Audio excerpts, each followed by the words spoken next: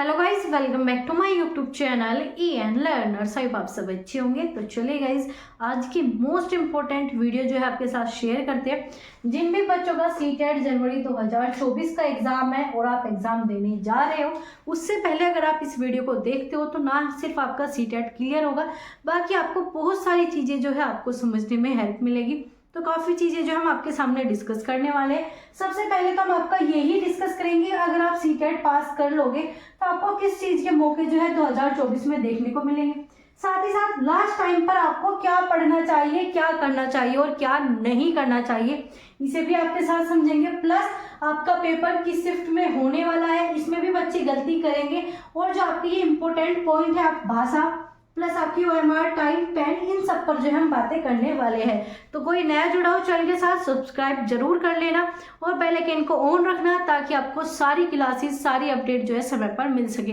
तो चलिए स्टार्ट करते हैं आज की वीडियो। तो जैसे कि आप देख पा रहे हो, आपका सीटेट जनवरी 2024 का एग्जाम जो है 21 जनवरी को होना तय हो चुका है। 21 जनवरी को आप सभी का पेपर है।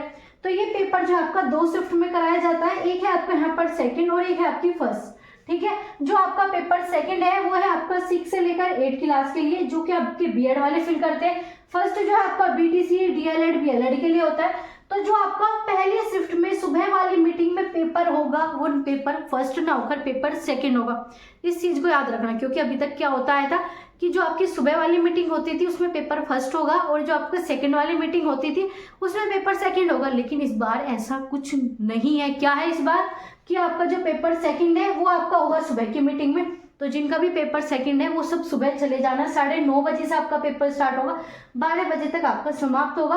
और जिनका पेपर फर्स्ट है उनका 2 बजे से स्टार्ट होकर आपका 4:30 बजे, मतलब आपकी सेकंड मीटिंग में पेपर कराया जाएगा। तो यहाँ पर जो है आपके एंट्री का टाइम जो है 8:30 बजे के आसपास रखा जाएगा।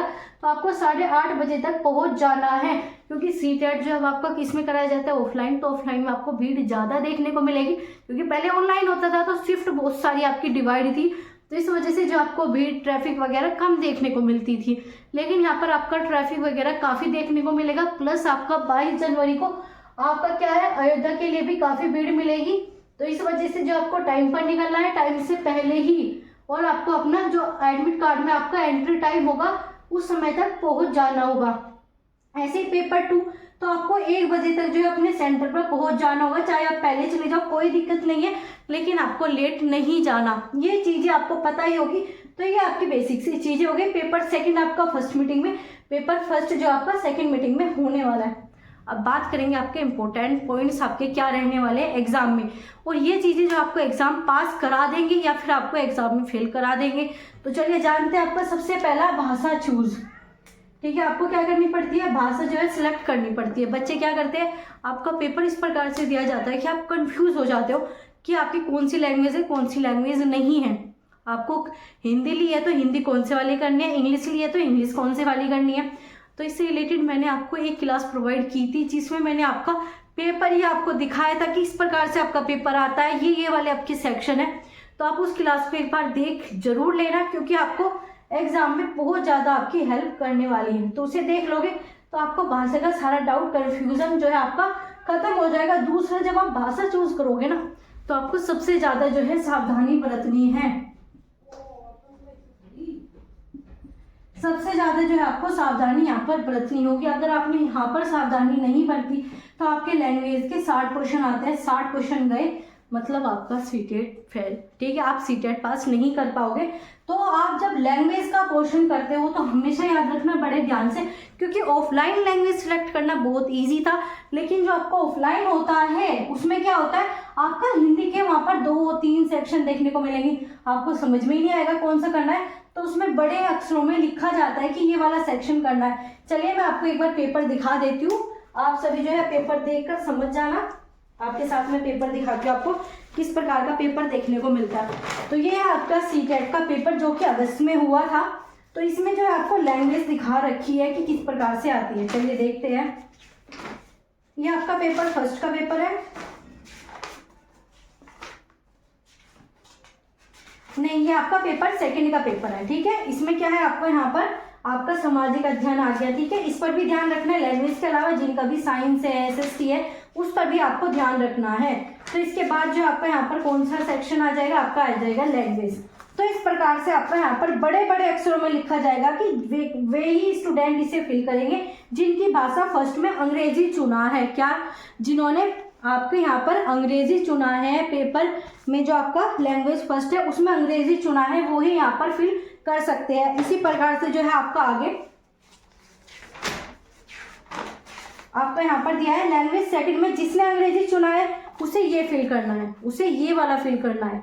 जिसने आपका लैंग्वेज सेकंड में इंग्लिश चूज किया है, आप हिंदी वालों का भी देख लेते हैं। तो ये क्या है, ये उसे फिल करना है जिन्होंने क्या किया, भाषा फर्स्ट में हिंदी चूज की है। तो आपको क्या याद रखना है, आप एक बार दोबारा से अपने एडमिट कार्ड या फिर आप अपना एप्लीकेशन फॉर्म देखना जिसमें आपने सीटेट अप्लाई किया था, उसे निकालना, उसमें देखना लैंग्वेज फर्स्ट में आपका क्या है और फिर देखना लैंग्वेज सेकंड में आपका क्या है। चाहे आपको पक्का याद हो या फिर ना भी याद हो तो दोबारा से एप्लीकेशन फॉर्म देखना है, क्योंकि बाई चांस ऐसा हो सकता है आपने जिससे भी भरवाया उससे गलती हो जाए, उसने आपकी लैंग्वेज अदल बदल कर दी या गलती से भी हो जाता है, तो आपको अपना पेपर खराब नहीं करना। पहले से ये चीज़ें देखकर जाने की लैंग्वेज फर्स्ट में आपका क्या है।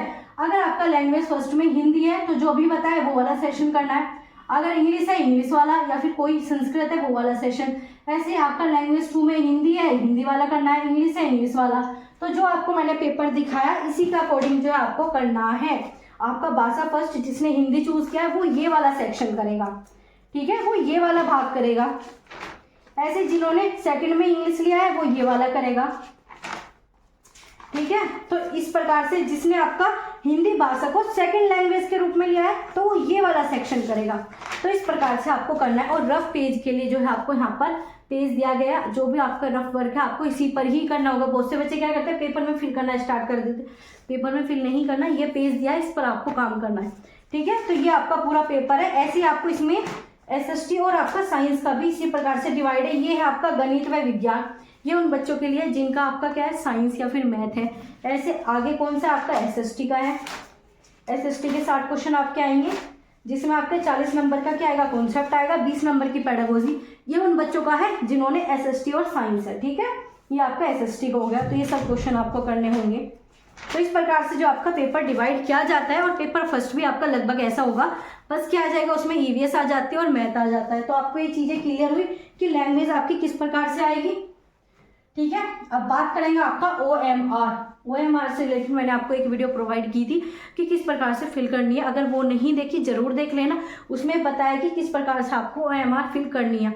इसमें भी आपको बहुत ज़्यादा सावधानी बरतनी है, क्योंकि लैंग्वेज में आपने सही कर लिया लेकिन OMR में गलत लैंग्वेज फिल कर दी, क्योंकि वहाँ पर भी पूछा जाता है कि आपने फर्स्ट में कौन सी लैंग्वेज ली, सेकंड में कौन सी। तो अगर उसमें गड़बड़ कर दी तो यहाँ पर प्रॉब्लम आ जाएगी। दूसरा, OMR को बड़े ही ध्यान से भरना है, ठीक है, बहुत ही ध्यान से भरना है। और इसमें टाइम भी आपको क्या करना है, टाइम भी बचाना है। तो इसके लिए क्या लेकर जाओगे, आप अपना पेन लेकर जाओगे। अच्छा सा किस प्रकार का पेन लेकर जाना है वो मैं आपको स्क्रीन पर दिखा दूंगी, आप देख लेना। इसी प्रकार की निब वाला पेन लेकर जाना है जो कि आपका मोटा हो, ठीक है। बच्चे क्या करेंगे, बारीक निब वाला ले लेंगे, वो क्या करेगा 10 घंटे में आपका एक गोला भरेगा। आपको टाइम भी बचाना है। पेपर आपको इतना छोटा नहीं आता कि आप 15 मिनट में करके बैठ जाओगे। आपका ऑनलाइन पेपर करना इजी था, ऑफलाइन पेपर करना आपका टफ हो जाता है क्योंकि टाइम ज़्यादा लगता है। तो आपको पेन अच्छा लेकर जाना है। किस प्रकार का पेन वो आप यहाँ पर देख पा रहे होगे। तो आपको यही पेन लेकर जाना है जिसकी नीब जो है आगे से मोटी हो, ठीक है। अब बात करेंगे टाइम। आपको क्या करना है, टाइम मैनेजमेंट जरूर करना है। ऐसा नहीं करना कि मैथ के सेक्शन में अलझ गए तो उसी में रह गए, ऐसा नहीं करना। टाइम बचाना है और आपके जितने भी सेक्शन है उन्हें कंप्लीट करना है। टाइम पर बहुत ज़्यादा ध्यान देना है। बच्चे क्या करेंगे, क्वेश्चन करने में लग रहे हैं, टाइम पर ध्यान ही नहीं है। आपको टाइम पर जरूर ध्यान देना होगा। अगर आप टाइम पर ध्यान नहीं दोगे तो आपका जो है पेपर खराब हो जाएगा। तो आपको अपना पेपर खराब नहीं करना, टाइम पर बहुत ज़्यादा आपको फोकस करना है। टाइम को जो मैंने बताया था किस प्रकार से आप अभी से जो है प्रैक्टिस कीजिए। मैंने बताया था क्या PYQ कीजिए और उसमें देखिए आप किस सेक्शन में कितना टाइम दे रहे हो। मैं ये चीज़ें आपको नहीं बता सकती कि आप CDP में जो है 15 मिनट दे रहे हो, नहीं, क्योंकि सब बच्चों की अलग अलग होगा। किसी का CDP अच्छा होगा तो किसी का मैथ, किसी की लैंग्वेज, तो किसी का आपका SST साइंस। तो ये जो है आपके ऊपर डिपेंड करेगा कि आप किस सेक्शन में कितना टाइम दे रहे हो। अभी भी आपके पास टाइम है, एक दो आप मॉक टेस्ट लगाइए तो उसमें देखिए कितना टाइम आप दे रहे हो। और लगाना कैसा है आपका, ऑफलाइन। कैसा लगाना है, ऑफलाइन ही लगाना है। क्यों, क्योंकि क्या करना है आपको, टाइम देखना है। टाइम देखना है तो ऑफलाइन ही लगाइए। अगर ऑनलाइन लगाओगे तो आपके पास तो टाइम ही टाइम है। क्यों, क्योंकि 15 से 20 मिनट किस में लगती है, OMR फिल करने में 15 से 20 मिनट आपकी लगती है।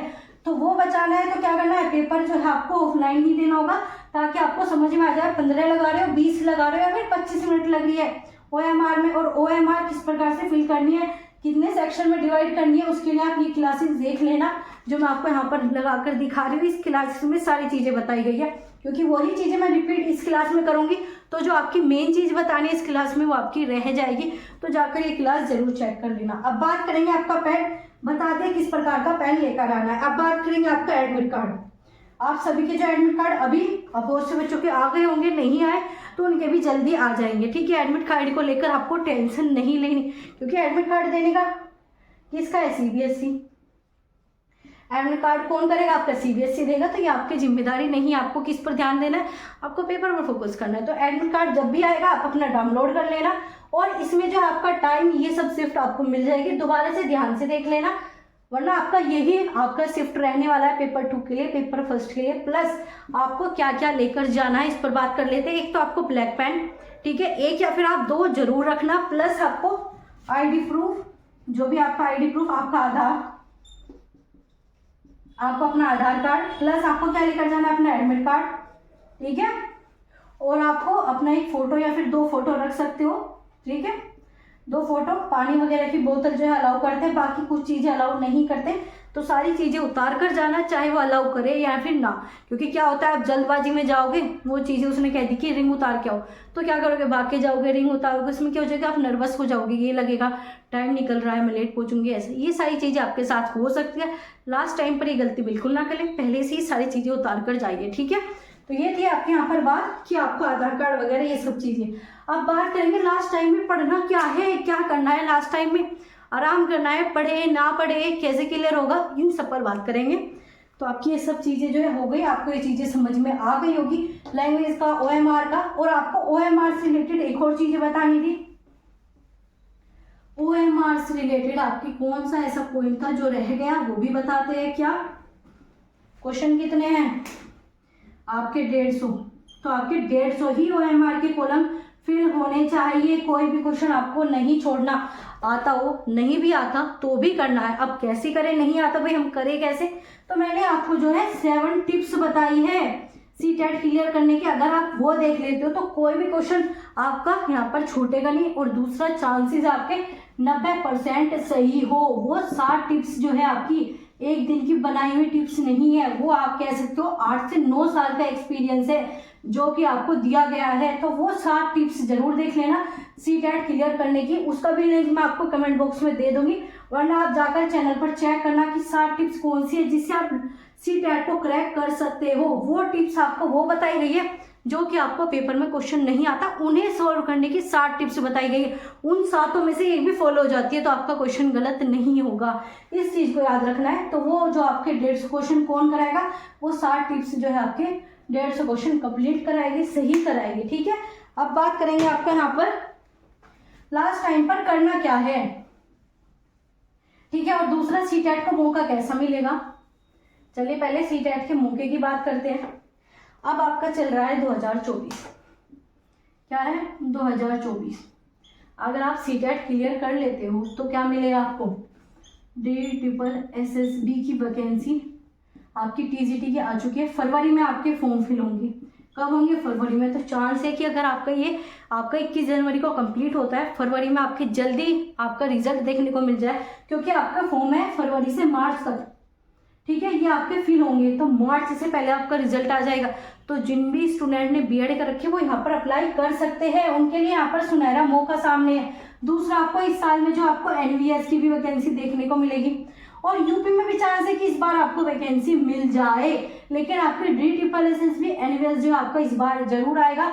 और जो स्टूडेंट PRT के हैं उनकी तो अभी तक फॉर्म भी नहीं आए, तो उनके लिए और भी डबल मौका है कि इस बार CTET क्लियर कीजिए, तुरंत आपको वैकेंसी देखने को मिल जाएगी, वैकेंसी मिल जाएगी, तैयारी कीजिए और आप अपना सिलेक्ट हो जाइए। सिलेक्ट हो गए तो टीचर बन गए, ठीक है। इससे बेहतरीन मौका आपको कहाँ मिलेगा, कहीं भी नहीं मिलेगा। 2024 आप सभी के लिए बेस्ट होने वाला है, क्योंकि यहाँ पर जो आपकी DSSSB में वैकेंसी आई है वो ऐसी नहीं आई 2, 4, 5 इतने पद नहीं आए, काफ़ी पद आपको देखने को मिलेंगे। तो आपके यहाँ पर जो TGT के लिए आई है उसमें भी बम्पर भर्ती है। अब तक आपके TGT के इतने पद नहीं आए जितने इस बार आपको देखने को मिले। SUPRT में काफ़ी अच्छी वैकेंसी आएगी, तो उसके लिए क्या करना होगा, CTET तो आपको फोड़ना ही होगा, CTET क्रैक करना ही होगा। CTET क्रैक करोगे तो ही आपका क्या होगा, आपका यहाँ पर टीचर बनने का सपना पूरा हो जाएगा। तो ये इंपॉर्टेंट चीज थी, जिनका भी CTET क्लियर हो जाएगा उन्हें क्या मौका मिलने वाला है। अब बात करेंगे लास्ट टाइम पर क्या करना है।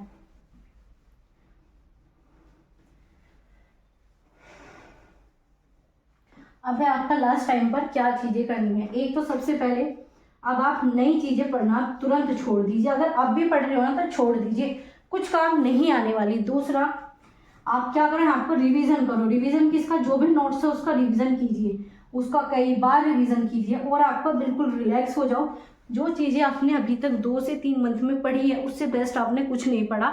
अपने आप पर विश्वास रखिए, क्योंकि जो चीज़ें आपने पढ़ ली वो आपके एग्जाम में मिलेगी ही मिलेगी। इस तरीके का विश्वास लेकर चलिए, और जो चीज़ें नहीं मिलेगी वो हम आपके यहाँ पर 7 टिप्स बताइए, उसके माध्यम से 100% कर ही लेंगे, क्योंकि टिप्स ही ऐसी है आपके लिए। तो क्या आपको ये चीज़ें, आपको यकीन रखना है खुद पर कि पेपर बहुत इजी आएगा। इजी भी ना आए लेकिन आप उसे कर लोगे। पेपर क्या आपका क्वालिफाई है, इतना कोई आपका UPSC का एग्जाम नहीं है जिसमें आपको इतनी टेंशन लेने की आवश्यकता है। क्या सिर्फ आपका क्वालिफाई एग्जाम है, सिर्फ आपको पास करना है। जरूरी नहीं है कि आप यहाँ पर 120 नंबर लाके ही पास करो। 130 नंबर कोई मैटर नहीं करेगा कि आपने 120 लाकर पास किया है, 130 लाकर पास किया है। क्या मैटर करेगा कि आपके 90 नंबर है भी या फिर नहीं, आप फॉर्म फिल कर पाओगे DSSSB में या नहीं, ये चीज़ें मेन है। तो ये चीज़ें निकाल दीजिए कि मुझे तो 120 की तैयारी करनी थी, ये नहीं, कुछ मैटर नहीं करेगा। जिस दिन आपकी गवर्नमेंट जॉब लग जाएगी उस दिन कोई आपसे ये पूछने वाला नहीं है कि आपके CTET में नंबर कितने थे। क्या पूछेंगे कि आपने एग्जाम क्रैक कैसे किया, DSSSB का टीचर किस तरीके से बने, वो चीज़ें पूछी जाती है। तो ये चीज़ें निकाल दीजिए। क्या करना है, 90 नंबर लाने बेसिक से, वो चीज़ें हैं 90 नंबर आ जाएंगे आराम से, अगर अच्छे से आपने ये चीज़ें फॉलो की। रिवीजन पर फोकस रखिए, आप न्यू चीज़ें मत पढ़िए, जो चीज़ें पढ़ रखिए उस पर विश्वास रखिए, और टैग वर्ड जरूर देख लेना, ठीक है। टैग वर्ड भी मैंने 100+ आपके टैग वर्ड कराया, उन्हें भी देख लोगे तो नंबर कहीं नहीं गए, पेपर आपका कहीं नहीं गया पास होने को। 7 टिप्स आपका यहाँ पर टैग वर्ड बताया, प्लस आपकी OMR, ये 3 क्लासेस पर ही मैं फोकस कर रही हूँ। ये 3 देख लेना, आपका पेपर कहीं नहीं गया, ठीक है। कौन सी मैं दोबारा से बता देती हूँ ताकि आपको ढूंढने में आसानी हो।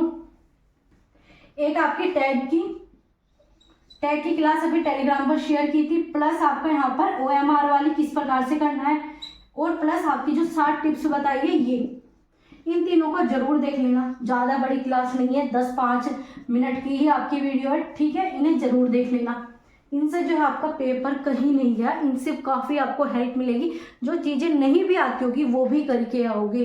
तो लास्ट टाइम पर ये तीनों क्लास देखनी है, रिवीजन करना है, जो आपके पास नोट्स है उसे ही पढ़ना है, कोई भी नई चीज़ें नहीं पढ़नी और टेंशन बिल्कुल भी नहीं लेनी, क्योंकि एकमात्र क्वालिफाई एग्जाम है। इतना कोई आपका ये नहीं है कि जीवन का युद्ध लड़ने जा रहे हो, सिर्फ एग्जाम देने जा रहे हो। बस क्या करना है, टाइम से पहले पहुंचना है, इन चीज़ों पर ध्यान रखना है, क्योंकि ये वो चीज़ें है ना जो आपका पेपर ही खराब कर देती है। क्या करते हैं बच्चे OMR में, 1-2 चीज़ें गलत कर दी, टाइम का ध्यान नहीं रखा, पूरा पेपर खराब। पेन आप वो बारीक वाले लेकर गए, 20 घंटे में तो आप उस एक गोले को भरोगे। तो क्या करना है, मोटे वाला पेन लेकर जाना है जो तुरंत जो है उसे भर दो, ठीक है। और आपका यहाँ पर एडमिट कार्ड का बता दिया क्या क्या चीज़ें आपको लेकर जानी है। बाकी दूसरा जो आपका एडमिट कार्ड आ जाएगा उसमें सारी चीज़ें लिखी होगी, क्या लेकर जाना है क्या लेकर नहीं, ठीक है। तो आपके सामने लगभग सारे पॉइंट मैंने रख दिए जिस पर आपको ध्यान देना है, फोकस करना है, क्योंकि अब आपके पास 1 से आपके 3 दिन ही बचे हैं। 2-3 दिन में आपको यही चीज़ें करनी है।